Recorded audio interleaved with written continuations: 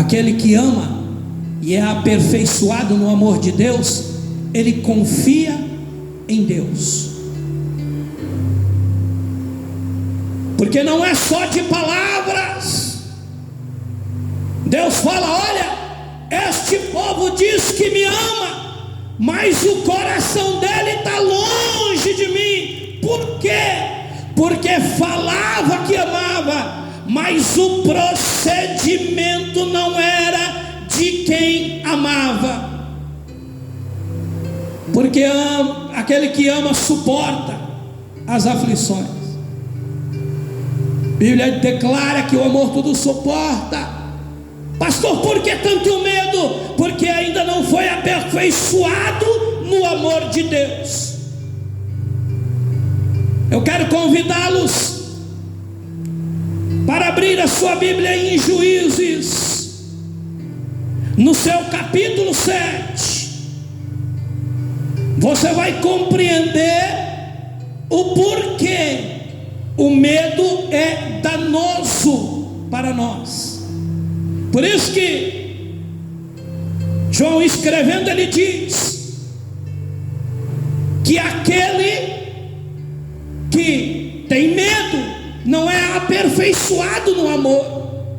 Como assim, pastor? Aquele que anda temendo muito é porque ainda não foi conquistado completamente por Deus. Deus te ama, meu irmão, incondicionalmente. Creia nisso.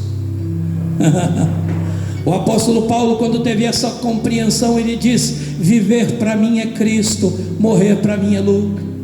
Os irmãos já viram casais que vivem e se amam durante muitos anos. Quando um dorme no Senhor, descansa no Senhor, o outro perde a razão de viver. Por quê? Porque o seu grande amor aqui da terra partiu. E muitas das vezes a pessoa não tem mais razão. Por quê? Porque o grande amor foi distanciado. Olha o que vai dizer Juízes, um texto que parece que está desconectado com a palavra, mas os irmãos vão compreender aonde o Espírito Santo quer nos levar. Juízes capítulo 7, no seu versículo 13,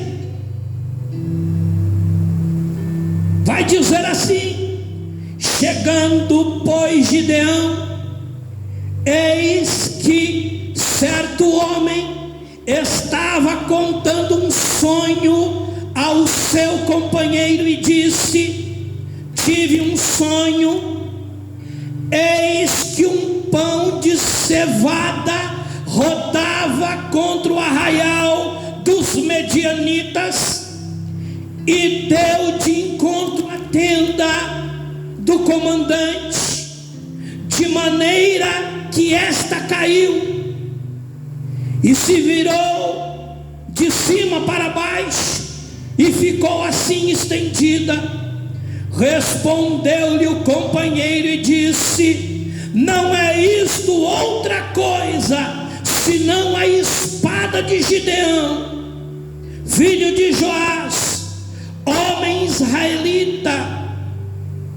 Nas mãos dele entregou Deus os medianitas e todo este arraial.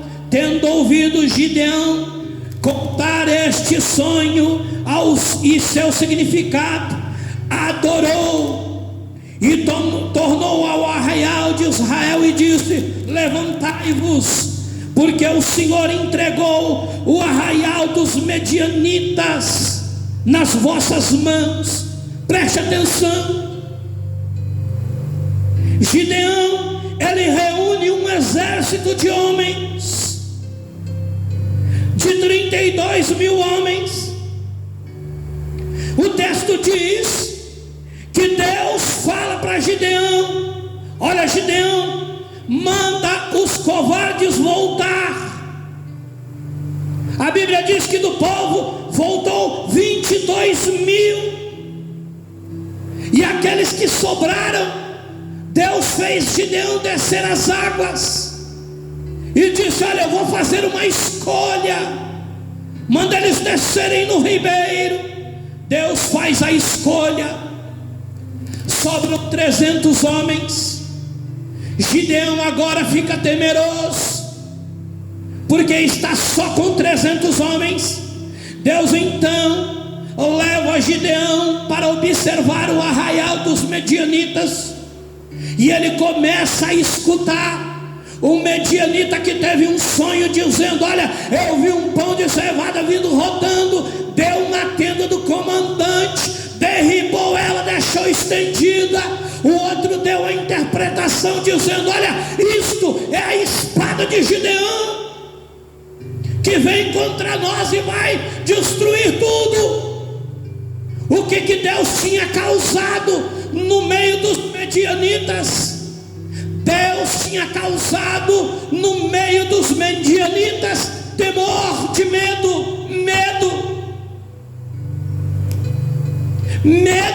do exército de Gideão. Colocou medo.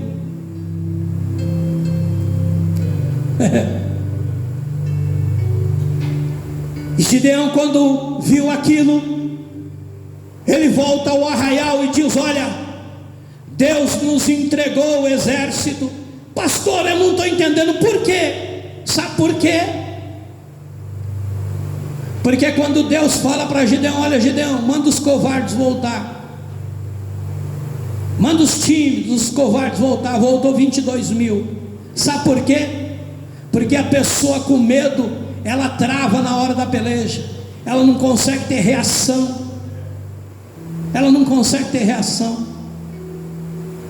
Eu lembro quando eu era criança, pessoal aí da Baixada Santista que está me vendo, eu era criança, tinha uma ponte que atravessava para o outro lado do canal do dique do Sambaiatuba, e era uma ponte de madeira, e a gente passava pelaquela ponte, aquela ponte tremia. Eu era criança, eu vinha da creche com a minha mochilinha, com a minha lancheira, e eu tinha um medo terrível de passar naquela ponte, e os meus amigos sabiam que eu tinha medo de passar pelaquela ponte.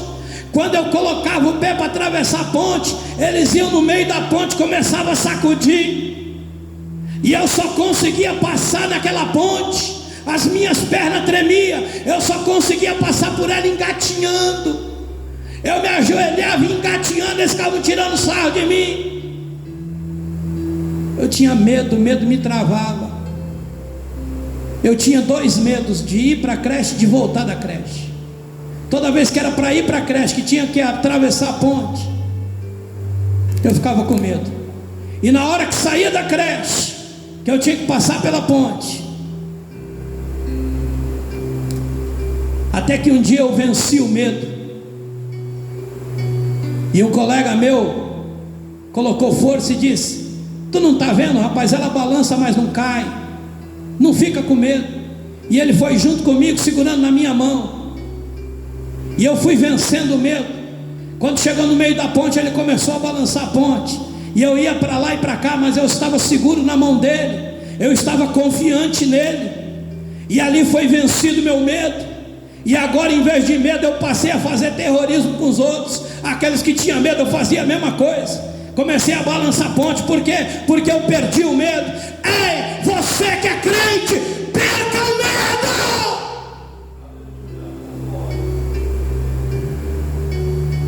Perca o medo! O nosso Deus nos ama. Ele segura na tua mão, Ele te guarda.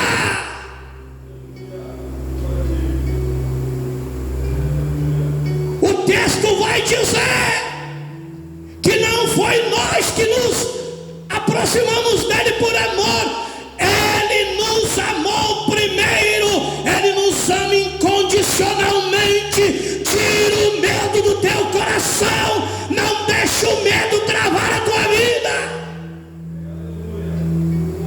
Continua prosseguindo para o alvo, vencendo as dificuldades. Lança fora o medo, meu irmão. Deixa Deus aperfeiçoar na tua vida o seu amor. Assim como eu tive um amigo que me fez vencer o medo daquela ponte, eu quero te dizer nessa noite que o Senhor Jesus está do teu lado para que você vença o medo. A Bíblia diz que os discípulos de madrugada, o vento era contrário, eles estavam com medo, em meio ao mar revolto. E aí quem vem andando é Jesus Cristo. Alguém, para piorar o medo, gritou: é um fantasma. Aí o medo se agravou.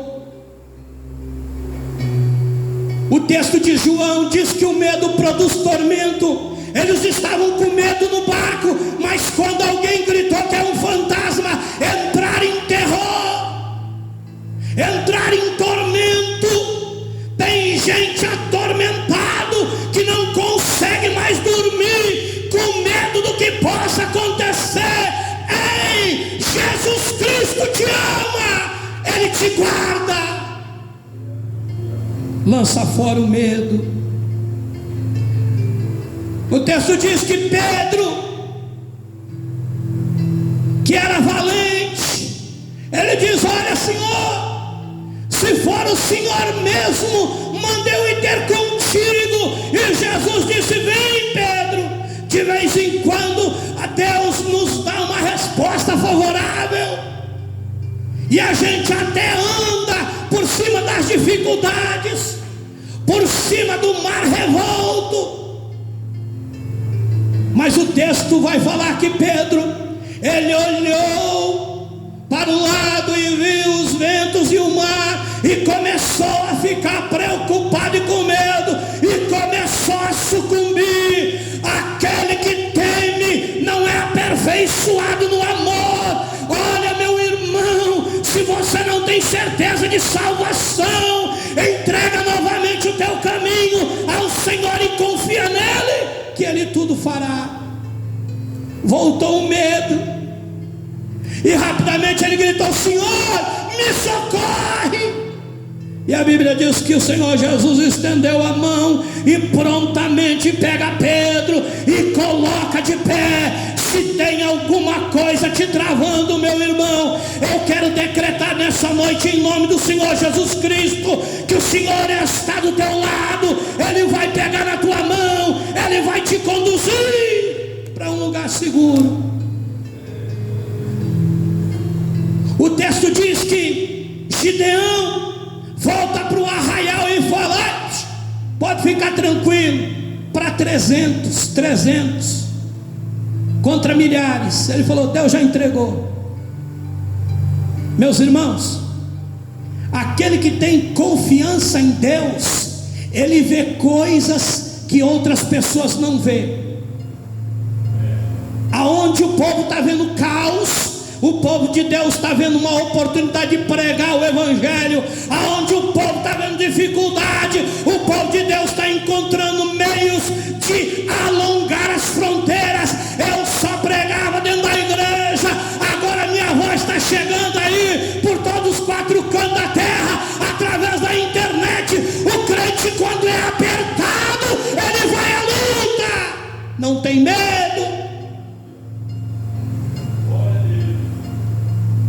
Estão tentando fechar a igreja só está se expandindo. A igreja está tomando conta dos meios de comunicação. Na internet agora tem milhões de pastores pregando a palavra. A igreja teve o seu maior crescimento em meio às provações e perseguições. Quanto mais se aperta o povo de Deus, a gente vai para o joelho. Isso serve para a gente se achegar a Deus. Isso serve para a gente agarrar na mão de Deus e continuar, aleluia, lutando. Aleluia. Gideão falou: Deus nos deu o exército dos medianitas na mão. Aquele que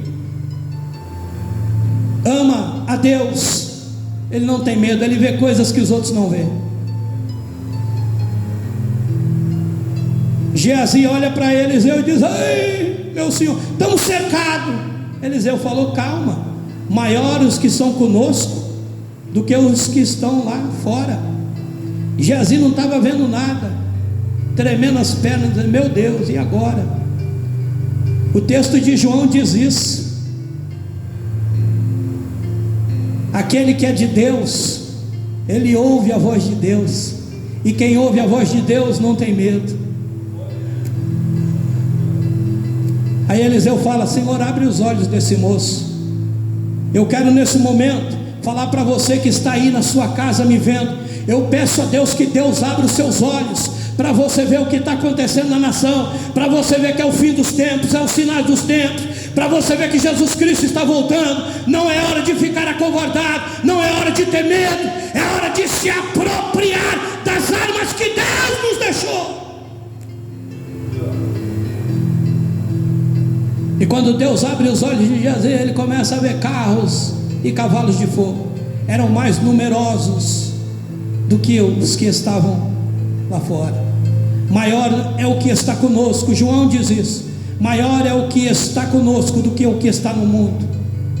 E agora Gideão dá uma buzina, dá um cântaro e uma tocha para cada um deles, e diz: olha, vocês vão fazer tudo que eu fizer. Eu acho interessante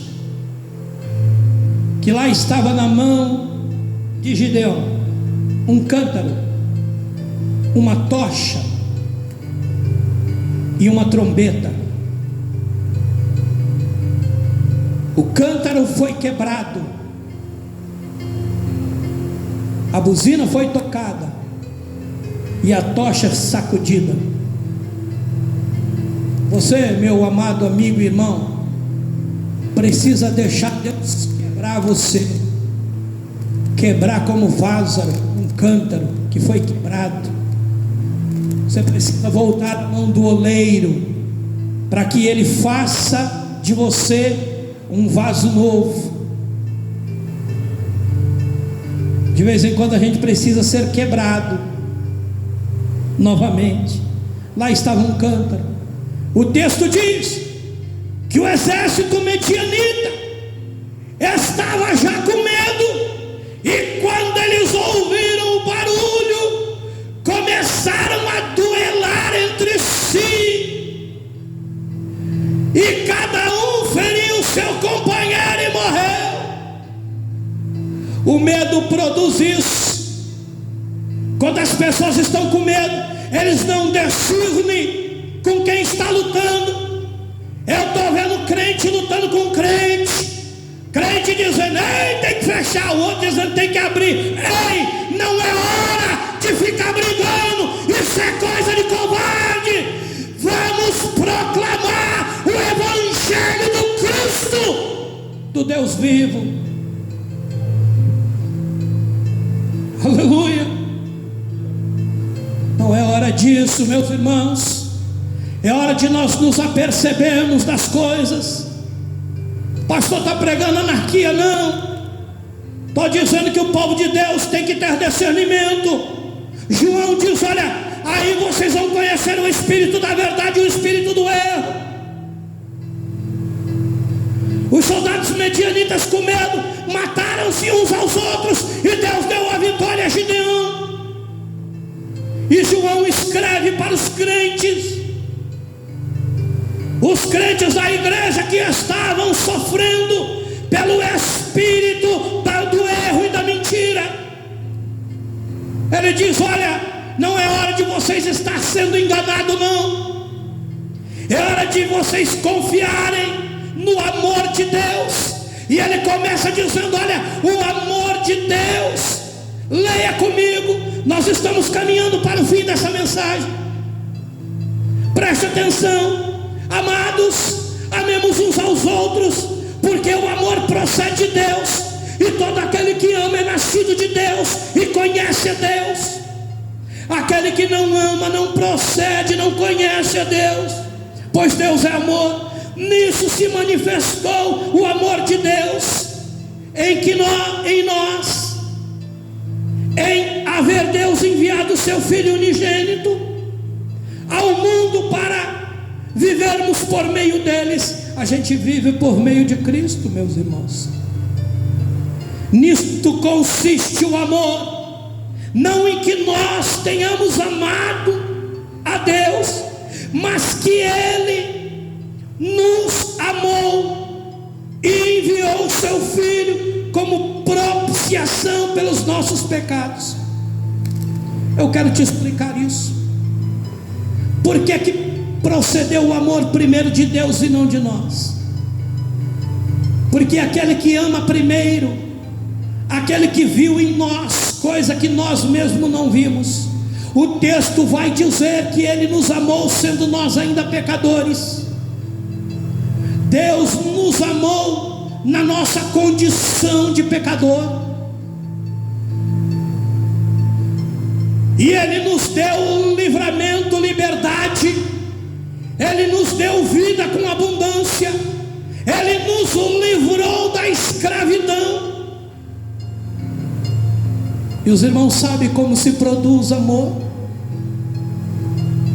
O amor primeiro se produz com confiança. Deus, Ele fez nós confiarmos nele. Depois vem o temor de respeito. Nós passamos a respeitar a Ele. E depois do respeito, nasceu em nós o amor. Porque a gente começa a respeitar, confiar. Depois isso começa a produzir amor. Deus nos amou primeiro. Isso significa que o amor incondicional dele garante a nós paz de espírito. Nós amamos Ele, mas Ele nos amou primeiro.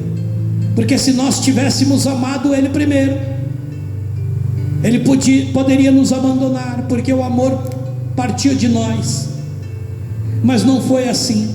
O texto diz bem claro: Ele nos amou primeiro. Foi Ele quem chegou até nós. Foi Ele quem nos conquistou. E o texto diz: amados, se Deus de tal maneira nos amou, devemos nós também amar uns aos outros. Ninguém jamais viu a Deus. Se amarmos uns aos outros, Deus permanece em nós, e o seu amor é em nós aperfeiçoado. O amor de Deus, ele vai se aperfeiçoando em nós. Porque é que um filho, ele respeita o seu pai e confia no seu pai? Porque ele cresceu vendo seu pai lhe proteger, lhe guardar, alimentar, cuidar dele. Então isso vai produzindo no filho uma confiança, a ponto, eu tenho um amigo feirante, que o filho dele subia em cima da carga, pasmem os senhores, quase 3 metros de altura, e ele dizia para o menino era bem peralta, e ele dizia para o menino: pula daí, filho, que o pai segura, e o menino se jogava. Eu ficava maluco com aquilo. Eu falei: meu Deus, vai acontecer um acidente algum dia. Mas o menino pulava de 3 metros de altura para o colo do pai. Por quê? Ele tinha confiança. O texto diz que o Senhor nos amou de uma tal maneira que este amor foi sendo aperfeiçoado em nós. A gente vai tendo confiança, nós vamos vencendo dificuldades com o nosso Senhor, e isso vai nos dando confiança. Até aqui nós já passamos por muitas dificuldades. Não deixe que essa dificuldade venha trazer medo em você, meu irmão, porque até aqui o Senhor nos guardou, até aqui o Senhor esteve conosco e vai continuar. Ele diz: nisto conhecemos que permanecemos nele e ele em nós, em que nos deu o seu Espírito, o Espírito Santo de Deus. Ele nos dá confiança de que Deus nos guarda. E nós temos visto e testemunhamos que o Pai enviou seu Filho como Salvador do mundo. Aquele que confessa que Jesus é o Filho de Deus, Deus permanece nele e ele em Deus. E nós conhecemos e cremos no amor que Deus tem por nós.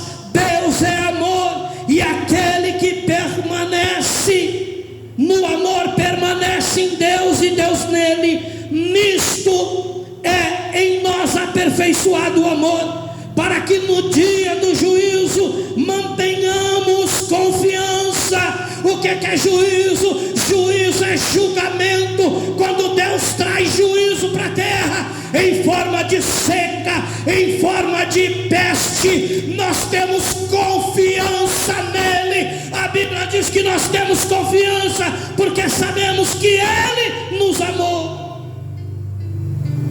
O texto diz: olha, no dia do juízo mantenhamos confiança, pois segundo ele é, também nós somos neste mundo.